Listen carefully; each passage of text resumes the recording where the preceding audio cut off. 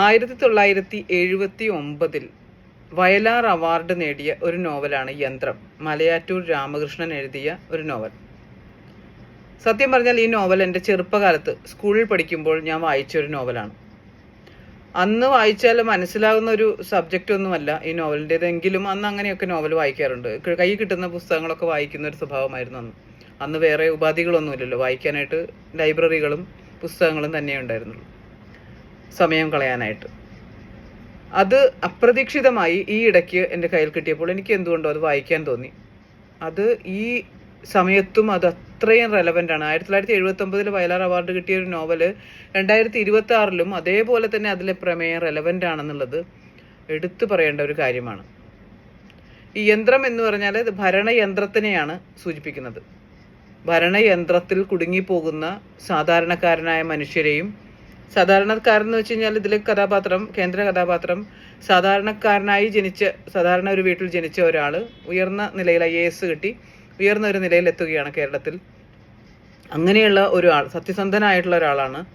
സത്യസന്ധമായിട്ട് അധികാരം വിനിയോഗം ചെയ്യണമെന്ന് ആഗ്രഹിക്കുന്ന ഒരാൾ നേരിടുന്ന പ്രശ്നങ്ങളാണ്. അധികാര സമ്മർദ്ദങ്ങളിലും രാഷ്ട്രീയ വടംവലികൾക്കുമിടയിൽ നേരിടുന്ന പ്രശ്നങ്ങളാണ് ഈ നോവൽ കൈകാര്യം ചെയ്യുന്നത്.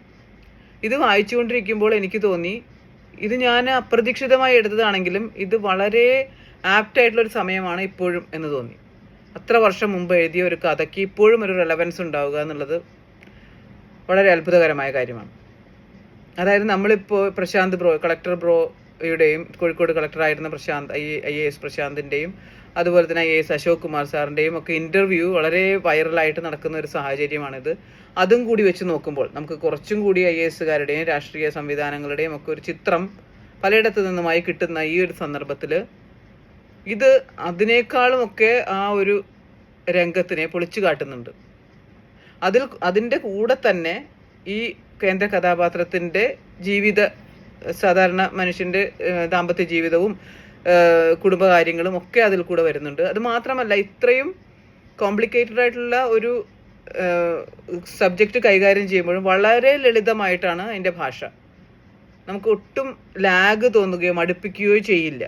ഈ രാഷ്ട്രീയ സംവിധാനങ്ങളെ പറ്റിയിട്ടും ഒക്കെ വളരെ മൈന്യൂട്ടായിട്ടുള്ള കാര്യങ്ങളും ഒക്കെ, ഫയൽ സംവിധാനങ്ങളെ പറ്റിയും ഒക്കെ കാര്യങ്ങൾ ചർച്ച ചെയ്യുന്നുണ്ടെങ്കിലും അതൊന്നും നമുക്ക് ഒട്ടും ബോറടിക്കില്ല. നമ്മളൊരു സാധാരണക്കാരൻ വായിക്കുമ്പോഴും അതിന് ഒന്നും അഭിരുചി ഇല്ലാത്ത, അല്ലെങ്കിൽ അതിലൊന്നും ഒട്ടും അറിയാത്ത ഒരാൾ, എന്നെ പോലുള്ള ഒരാൾ വായിക്കുമ്പോഴും ഒട്ടും ബോറടിക്കില്ല.